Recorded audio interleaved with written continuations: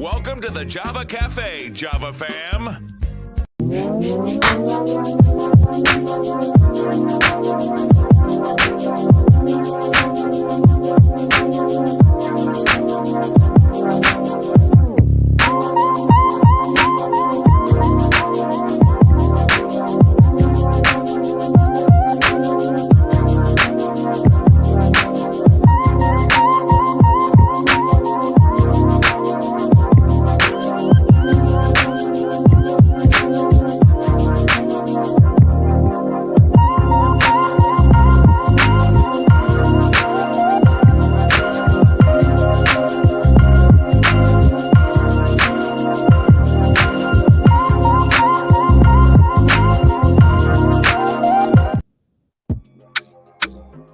Good morning. Welcome to the Java Cafe, Java fam. Good morning, everybody. Good morning. Good morning. Today is Wednesday, May 3rd, 2023. I almost forgot the year. I'm known for forgetting the date, but to forget the year, that's a whole different story. Talk about self-care and mental health. Little tired. Attended the 150 most influential Bostonians event last night at Boston Magazine. I was looking for a couple of my friends, but they weren't able to make it. But listen, we have a lot to discuss with the mayor, and I want to bring her right in, and she's not en route today. And so it's a little bit different. We're able to have a different conversation. So without further ado, I'm going to bring in our mayor. Mayor, good morning. Good to see you in the room this morning, as always. How are you? I'm good. I'm a little bit, it's taking a little extra energy to feel calm this morning. We just, there was like a lot of back-to-back family stuff over the weekend. My goddaughter's first communion, our nephew's baptism. And so we were like running around all over the place with the kids in tow. And then we get back, it's like, okay, get them to school on Monday. And then a couple hours later, the little one got sick at school and had to be picked up. And he was totally fine as soon as he got home. But it was like one of these situations where you couldn't be back for 24 hours. And so I was not at the thing last night because I was not in a lot of things. And it's been a lot transitioning back to school this morning after getting to be home watching TV and all that. So we're not quite out. I just heard one of them. They have a 9:15 school start, so they better be getting going soon. Okay, so if at any point you need to drop because you need to go be a mom. And I just want to put that out there because we say that often. You are our second mom mayor, but have younger children than Mayor Janey, and so it is very different. And I think we just need to name that when people talk about rigor of mayor. I mean, in which you kill it.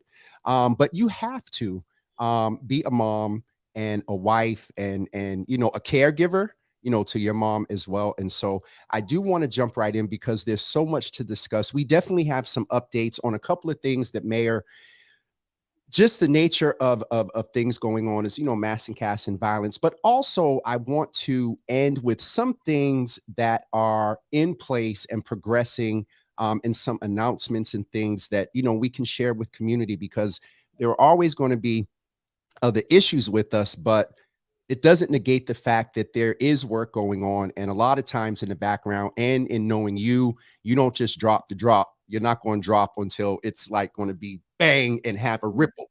And so, it's not capping. For any trolls that are on, I'm sorry. So Mayor, let's begin with, I believe it was last week, there was the cleaning up and getting into services and hopefully into resources of folks down at Mass and Cass. Where are we with that?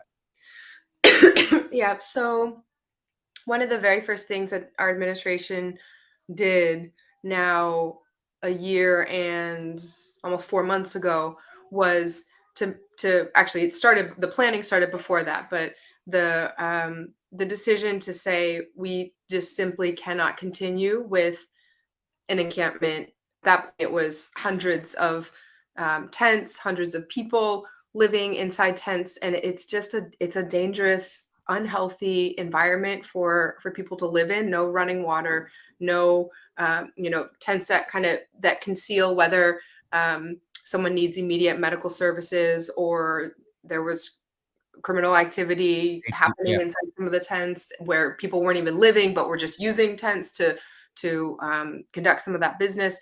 So we made the move then to um, do a housing surge and create spaces so that we could be sure that people who were on the street at that moment could access housing. Since then, there's been a constant flow: people out, people in, new people, folks who were first in that transitional housing now having moved on to permanent housing, opening up new spots. So it's kind of always a little bit in flux. A couple things that have happened recently: one, we were able to work with the Boston Foundation and through their support of the Boston Public Health Commission's continued efforts, really expand case management and outreach. Previously, it had been pretty limited to a work week, work day kind of time frame, and a lot was falling through the cracks in terms of weekends, after hours. And so now it is 7 days a week and longer hours as well because of that partnership. And we've also started a new family reunification effort where families who might be trying to connect with individuals who are at Mass and Cass or they've lost touch with, or vice versa, can come to the city and get support connecting, because we know people are often searching for one more step of stability. And if we can make it that much easier, Yeah. one way or the other, we hope that will be another avenue that people can pursue.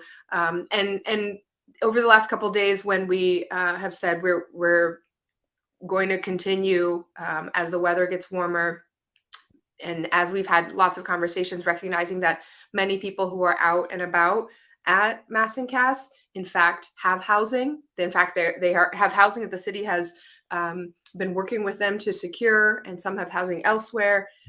We just can't have an encampment solidifying back up again in this moment. And so we've been working with everyone very much to, again, surge on the outreach, counseling, case management, so we can get people to the services they need while eliminating the potential for dangerous activity or the risk to health and safety that might come with more of an encampment. This morning we were down to 16 tents, I'm told. So, we're not at anywhere near the numbers pre-January 2022. Yeah. It went from a little over 30 tents down to 16. We're going to continue to keep that number down. But this is compared to hundreds of tents before the initial housing surge.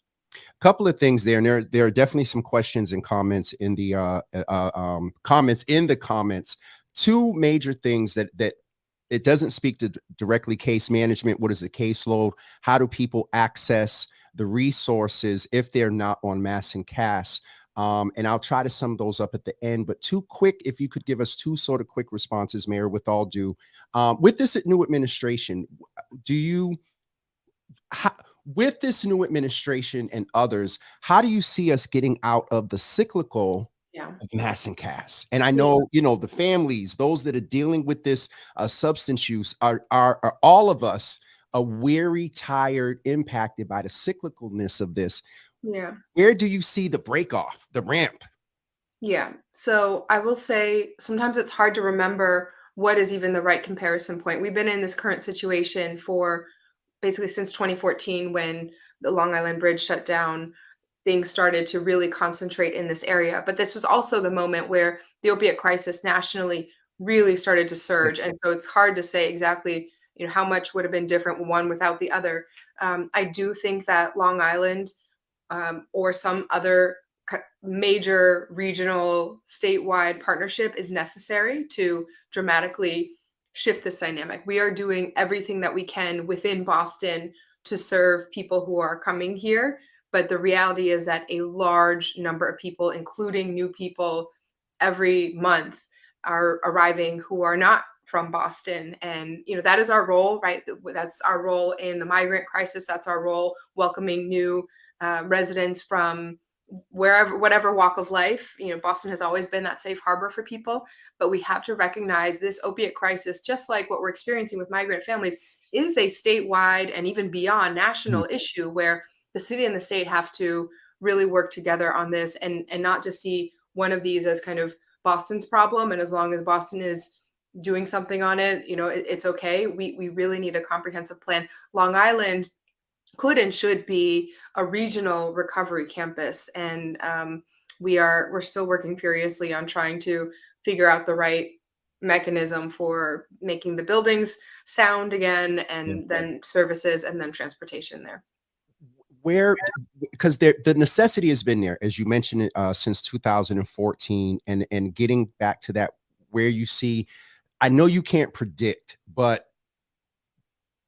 where we with do you see a time frame, Mayor, to where we can kind of be able to sit back and say, wow, things to the naked eye that don't, see the work going on behind, but to the general community, folks driving through Mass and Cass, do you have a guesstimate of when we're getting on the off ramp? And then we'll move on to a couple of other things. I I get really frustrated when we think about what the normal timelines are for something like this, right? We are still waiting for one permit to come through from the state on the idea of being able to build a bridge. We are still then in a usual construction approval timeline in the potentially years time frame away.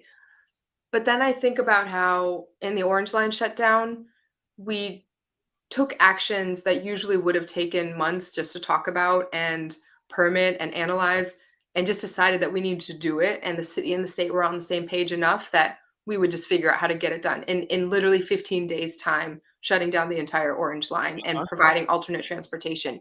And so I think about that, like, choice. How proactive can we do this? And I want to take full ownership. So right, I want to be clear, I'm not yet at the point where I'm saying, this is entirely on another entity or level, because we have not yet done the full work at the city level of laying out exactly what we would need. I want to take that ownership of saying, let me make it clear what our expectation would be and how we would need to move together.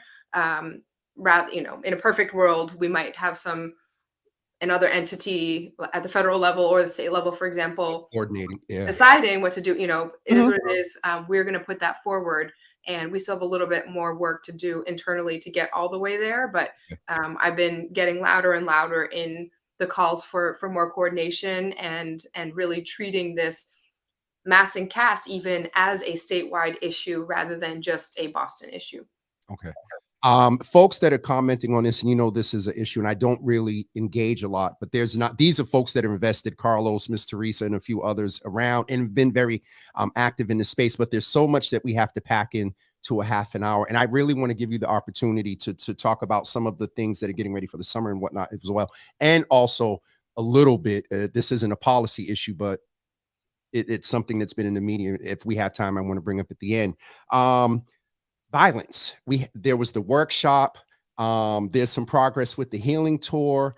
From your perspective, where are we? I know, because of my involvement with the healing tour, I know that there are some things coming. Where with what you can, and anything you want to share early here is fine. But I know that there are some things coming down the pike to really take and again, not a cap for the mayor, but you don't drop until it's solid, and don't do window dressing stuff. And so what can we expect that's different? And I guess, again, with Mass and Cass, to get out of the cyclical of what we go through during the summer and violence, all year long, where are we with like summer safety and violence? So, I mean, you were there Yes. during the workshop. We talked a bit about and some of the learning and best practices, which, again, for folks who've been in the space locally, was just maddening review, because people are so immersed in it and really leading the country here.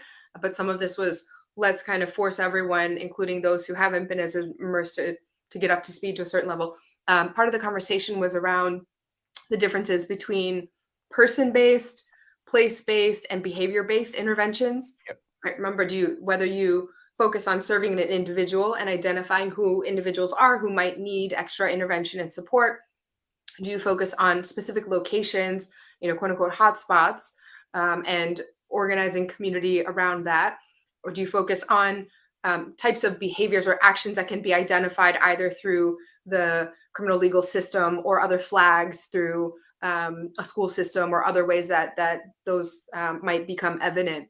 And we need to do all of those and really kind of come at it from every angle. But I think the place-based, we have not done as much. as a city strategy. It's been very much focused on individuals and trying to track down or get closer to certain kinds of behaviors or actions that we're then looking to then provide interventions. So and my general philosophy has always been, when you strengthen communities and neighborhoods, when you get people who might not necessarily be talking to each other, but who have such a shared stake in being of the same street, block, community together, good things happen. Good things will spiral out of that. And so we have had a block party strategy to just get people back together again and strengthen our neighborhoods and build that social infrastructure.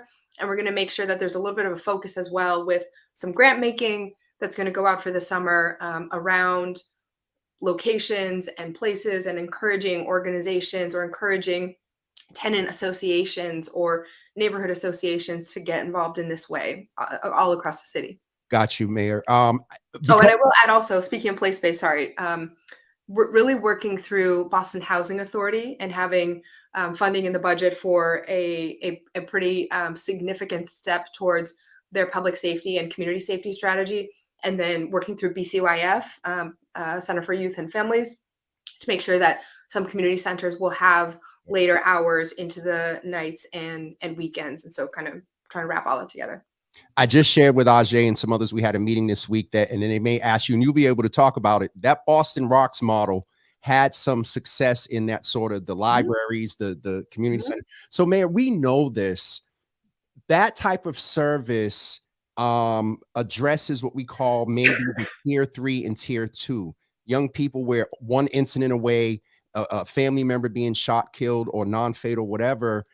How confident do you feel that there are going to be more impactful, effective efforts, not disregarding what's been done in the past, but we're still dealing with this on that sort of 1% that still feel they have no other choice but to shoot? Most of them feel they have no other choice. Some may be aware, I'm not going to go there, but that 1% is really, and I'll be honest, and I've said this publicly before, the Healing Tour model supports what you're talking about, building community on the prevention end. Yeah, that's right. There is still a huge need for impactful, aggressive impact on that 1%. How do you feel that what type of impact we'll have this year? Yeah, and this is where some of the work that's happening within the city has to be in partnership with the organizations on the ground and who are deep in relationship with community members. We are devoting funding and resources to this community safety effort that Dr. Yablo is running. And I totally agree. See in the chat that some of what we are trying to do at the same time is really have a framework and I won't quite use the full audit word, but real analysis. I'm sorry, can I interrupt? And I'm saying this and you're not. Yeah. And this is something we've been calling for years since you was a counselor. I'll say there needs to be an audit around impactfulness. And these, a lot of community organizations are well at writing grants and present. But so I will say that anything close to an audit that you're talking about as a model has been needed for a decade plus. Yeah. And so there's kind of the look back model of what hasn't been working, what has been working. And then there's also the, who are we including in making these decisions as they're continuing to happen, right? And so we've had different experiences with different kind of arms or branches of city government where grants have gone out, and with different degrees of community members who are directly impacted feeling like there's been actual input in that. I had the chance to spend some time at MCI Norfolk with Rep. Holmes and some of the community members behind the wall. And there was a lot of great feedback that came out about grants that our Office of Returning Citizens has been able to put out and will put out, and whether we're still working off of individuals who are now potentially decades removed from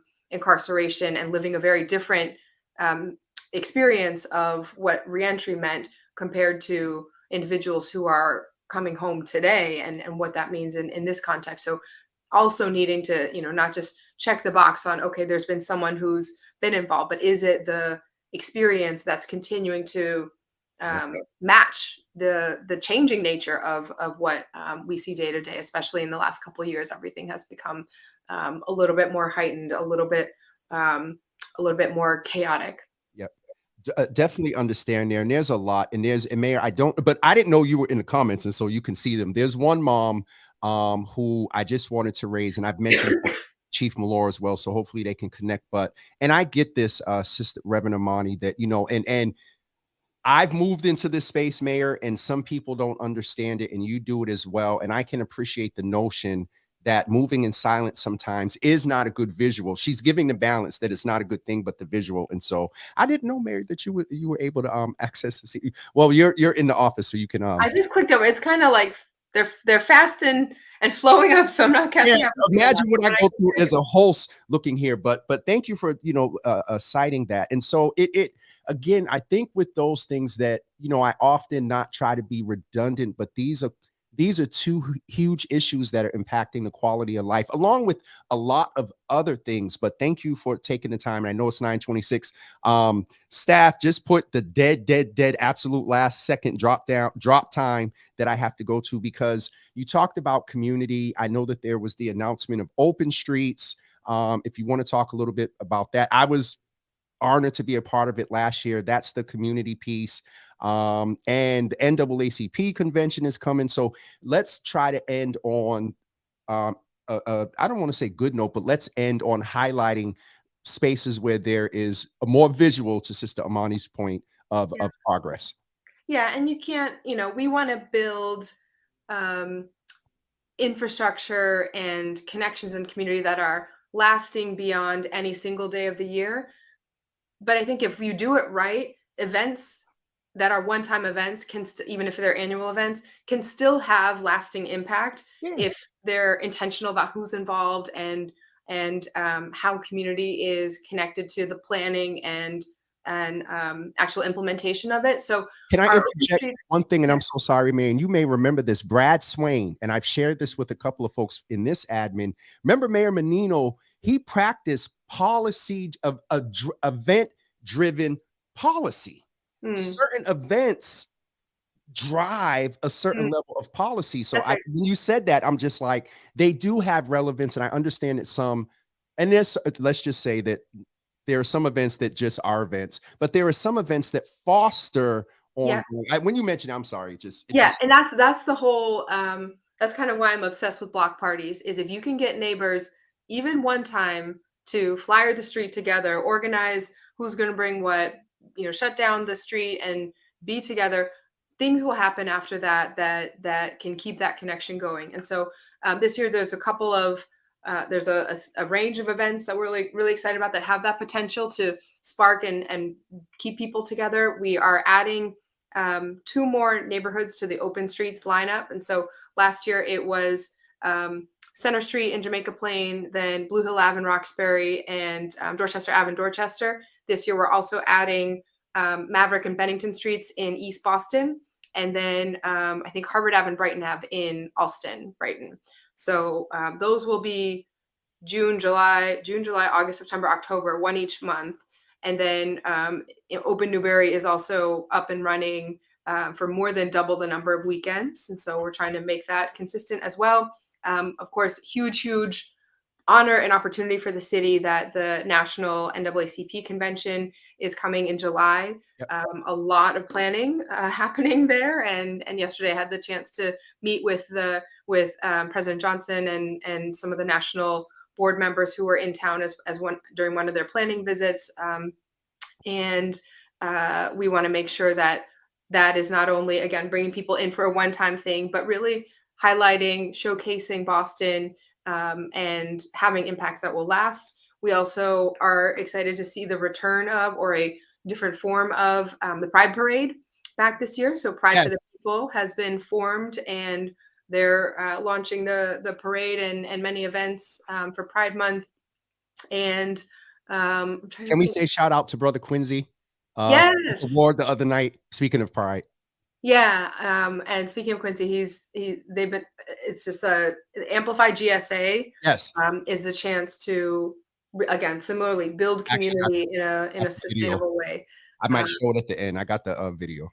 yeah, so we're excited. We hope that and again, there's going to be some grants going out for block parties and different community events. We're also trying to make it easier for anyone who wants to do their own event to do that. The permitting process we know is quite cumbersome, and so there's been specific focus on making arts or culture events, for example, able to get through that much faster, to access doing something in your local park or in a public space and get support getting through that process and understanding it. Okay. It's 9:30 on the dot. I don't see a note yet, so we're going to keep going. The piece that you mentioned about the NAACP coming, that is actually a return because they were supposed to come, was it 20 and got Yeah, canceled during the that's right. pandemic. And so I almost said coming back. Mayor, I want to ask you about a little, I won't say petty, but it is, you know, so there was an article. Let me ask you about the serious one first. And so I understand that you and Flynn have issued a statement or responded to. And oh, Mayor, can we please, and it's after the fact, can we clarify about this Satan Con thing? That Mayor, I know. what I probably was in church for like I don't know 9 hours collectively over the weekends with all the christenings and this and that and the that other. might And have just look. That might have just worked out well, Mayor. You know the timing of that. All right, yes. But can you just clarify because they're marketing people, I know. I they kept were getting wonderful. it was confusing because the flyer literally had my face on it. And we didn't have any part in sanctioning or working with or there are thousands of conventions that come to Boston all the time. And this one, it was kind of they were a little bit taunting me or trying to troll me, I think, by saying they were dedicating this to me because they had previously not been invited to give an invocation at the beginning of a city council This meeting. is And pre your administration. This has been in the yeah, this works. was actually from back when I was on the city council. Yep. We had this. We are in this conversation that not everyone gets to do an invocation, and you're invited to do so. And same thing with the flag raisings. Not everyone gets to raise their flag, and then under the new policy, you're invited. It has to be sanctioned by the city, and that is there's ongoing lawsuits about that, but that was the reason why they were wanting to highlight me. This is a post law. So I'm looking in the private chat, and here now it's in the private chat, and we're right up on time at 9:32. Last thing, Mayor, I'll ask is, it's very interesting around the Globe article that talked about potentially some staffers that are using, I believe, if I have it right, Or counselor. I don't just or saying. counselor. Oh, and so what, Mayor, like, come on.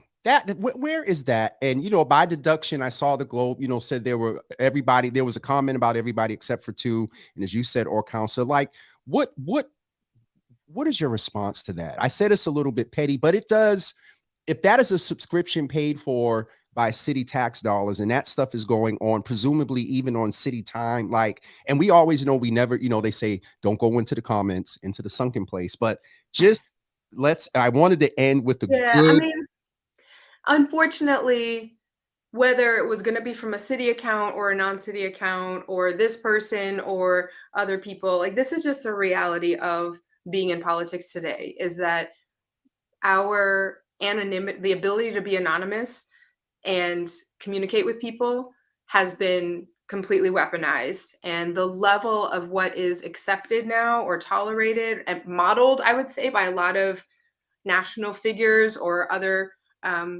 people that are often in the news, Mhm. it's so it's very different. Even in the last couple of years, Yeah. I think anyone who has been on social media a lot has felt the intensity of this level of trolling verging on abuse and harassment go up everywhere. And that's why I think many of these platforms have seen their engagement change a lot. And it's unfortunate because one, generally speaking, the people who could access this account are people who are entrusted by our residents to do the business of the people. And there's so much business to be done. You could use every minute that you have that people are, again, electing you and your teams, to write an ordinance, to disagree publicly, to advocate, to file budget requests or amendments. And maybe people think that this is just the way it is, and you have an extra level of advocacy or something. I don't know, but I think we really need Boston to be a place that is not only doing the work, but creating the space for people to feel welcome and safe and empowered in doing the work collectively. And so that kind of anonymous swiping in particular, I think is really harmful for that. And the fact that it was a city account makes it even more, I think, subject to questions around appropriateness of the behavior. But whether it was city or not city, the fact that we're even having this conversation is a distraction about what actually needs to be done, which is a whole Yes. lot on housing, on schools, on jobs. And I think, yeah. Well, Mayor, let me interject, because when you just said that there, I kind of felt a little contriteness, and we could have spent No, not you asking. No, but when you said distraction, I'm like, we could have spent No. minutes. I'm over, and I know what you meant, but I'll just end with this. Some of the alleged perpetrators haven't been elected, just appointed by the ascension of Mayor Wu. So, Mayor, on that note, we can we can get ready to wrap up and let you go, because I want to stay in Michael and Phyllis's good graces. But we will have you back June 1st, on the first Wednesday in June, hopefully. And there'll be a lot of Pride announcements. And also, I wanted to let you know that finally, because some out there, oh, James is being paid by the city and whatnot. We got the totally away from some of the stuff I do. The Health Commission Healthy 617 program is going to be kicking off. We'll have 12 young people for 8 sessions, and they're going to talk about the impact of COVID, healthcare disparities. And so I just wanted to mention to you that finally is going to happen, and we have a date in the Phyllis to hopefully get you and Dr. Pasola there to see these campaign things. But Mayor, thank you so much for coming in, and the level of transparency, and just, being real with us. We can't cover everything, everybody, in a half an hour, but hopefully you walked away with something. Mayor, I'm going to go pay some bills. And I'll end with this, and I think you've met her before. As a mom, the gummy bears, the gummy bears, the edibles, there have been 3 incidents. Yeah. Phyllis, I promise 30 seconds, and we're going. As a mom and a mayor, what do you say to that? And it's not, what do you say? I'll shut up. Yeah, and I don't want to ever feel like we're trying to blame or shame or put the burden on our families. When I want to take responsibility that in our school system, our youth center, we're going to do everything we can to provide support and structure and resources and whatever our young people need. But in many of these incidents, when we have had the debrief conversations to really investigate and follow up on what happened, these were edibles that adults in the family had obtained and were not secured properly. And so there's just a reminder to the grown-ups in the room who are fully in their right to do what they're doing and get what they're getting, but just remember that there's an impact, and kids either need to be kind of educated themselves about what could happen, and or the actual kind of lockbox situation of that access. And let's put a balance there, and our young people can unfortunately access any and everything today. And so parents, talk to your children. And also, every time the 3 times I've seen this, we know that there's been issues with substances being laced, and God forbid, and so Mayor, thank you. I'm very much over time. I got to go pay some bills and make some announcements, but thank you so much for being with us. And I haven't seen you in a couple of weeks. I will talk to you soon. All right. Thank you. And thanks, Michael. So everyone, that was one of our more a little bit deeper dive into some things. And so That's what it is as far as mass and cast. Carlos, nothing. I'll text you after. But there is a text into you, brother. Good to see you in the room this morning, and as well as everybody else. Thank you all for participating and also, while I have you guys, let me just remind you that on Saturday, May 20th, we are having a health fair this year. We have named it after Dr. Joseph Betancourt. So for all of you that joined us today, because the mayor is here, please take a screenshot of this and consider joining us for the Your Healthy Job. Well, actually, it's being changed in honor of Dr. Betancourt. The Joseph R. Betancourt Health Fair taking place on Saturday, May 20th at the Thelma Burns Building, 575 Warren Street, from 11 a.m. to 3 p.m. We are giving out gift cards, raffles, and prizes. There will be a DJ, refreshments, and giveaways. And listen, let me tell you all something about these raffle items. And as you see, I would like to thank our partner and sponsor, our platinum sponsor, Jensen of Johnson & Johnson. Yes, we have a sponsor for the health fair, and we are going to do our best to make this a wonderful experience. While you're getting information, you're going to be able to get screened for various diseases, see where you are around your blood pressure. There's going to be information about all sorts of things from cancer. We're trying to get Boston Public Health Commission to get some of their offices there. WIC, listen, and the raffle prizes,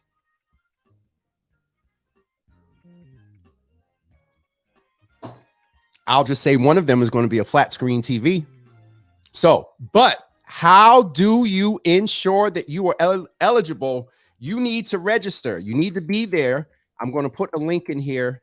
Health Fair Reg 23. So this is where you go to register. Now, if you register and if you are one of the first 100 registrants and show up as one of the first 50, you're automatically entered to get a $100 gift card. That's just through registration. We're going to give out raffle tickets, and we're going to be doing raffles during the health fair. We're going to try to have about 30 tables of information, wellness, and health. And so please plan on being there on Saturday, June 20th. You're about to see a ridiculous marketing campaign for this. So if you see the flyer or the poster out in the community, take a picture and post it. I might have a little something for you, a little gift card or something. All right, that's it for me this morning. Tomorrow morning, I'm having Brother Reynolds Graves with us. He's going to talk about some of his political action committee work. And then on Friday, we're doing a special Java with Jimmy at 9 a.m. And the Massachusetts Secretary of Education will be with us. And I have to ask somebody how to properly pronounce his last name.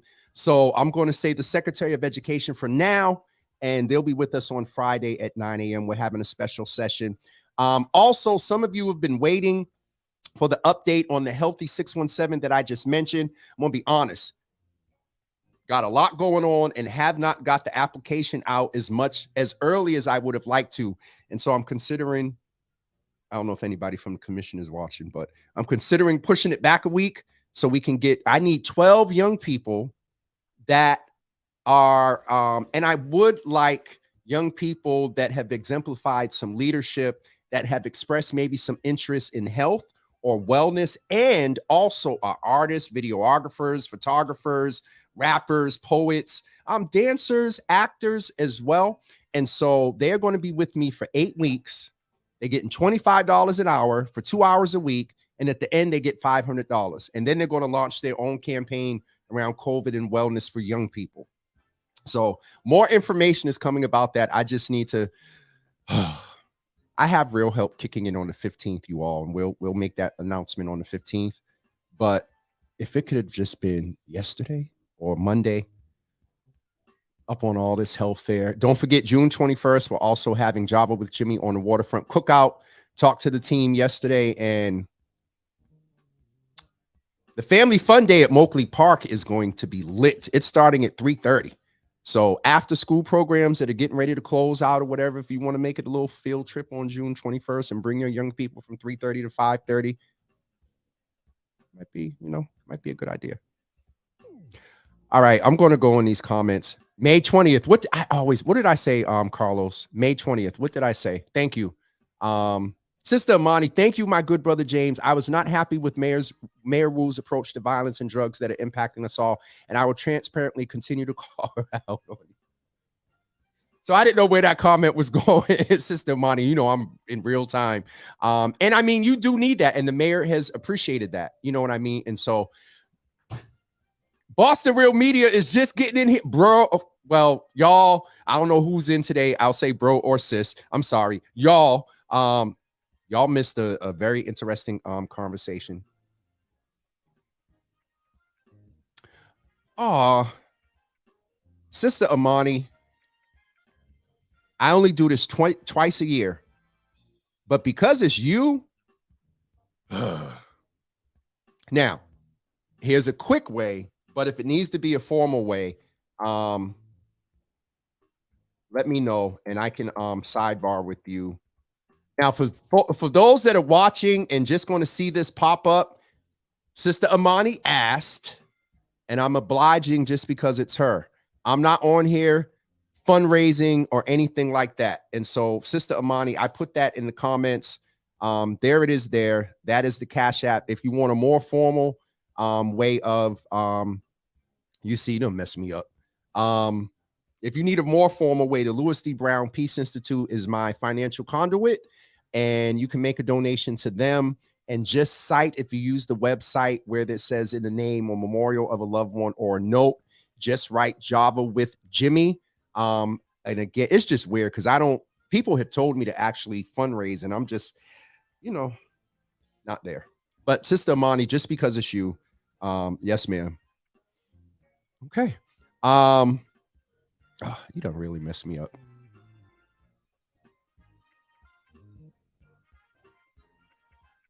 All right, I'm just checking the comments. I got caught up, y'all. All right, thank you all. Yeah, I wouldn't say best behavior, but you was on good behavior. But no, Carlos, I appreciate you. Outside the fact that I didn't get that. Check that last text I sent you, and you'll see why I'm just being a little bit petty shady. But love you, brother, and appreciate. Listen, I will publicly say and I've said it before. My acumen and any appearance of being politically astute, this black man right here, Carlos Enriquez, huge part from challenges to teaching to example to listen. Teresa, I'm not messing with you. I've seen you've been busy. I've seen the merch for Deja. I presume that's you. All right, y'all. I'm carrying on a little bit, and yeah. I think that's it. Can I say this? Just know that there's progress with WGBH and soon come an announcement. All right. I think that's it for all my updates and stuff. Sister Leslie, we'll see you in 2 weeks from tomorrow for rehearsal. Sister Monty, of course. And I'll sidebar with you because I have raised your name to connect. So, all right, everyone. I appreciate y'all. And we will see you tomorrow with Brother Reynolds Graves at 9 a.m. And don't forget on Friday at 9 a.m. a special Java with Jimmy with the Secretary of Education from the state of Massachusetts. Have an excellent day, everyone, and do your best to.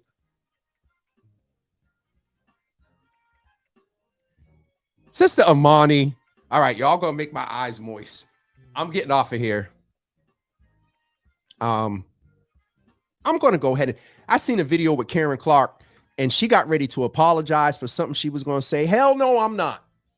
Y'all don't have to do stuff like this, and y'all don't understand what little gestures of a freaking Cash App does to encourage your brother. And so, all right, I'm going. Sister Amani of you. We'll see you guys tomorrow morning at 9 a.m. Have a great day, everybody. Thank you.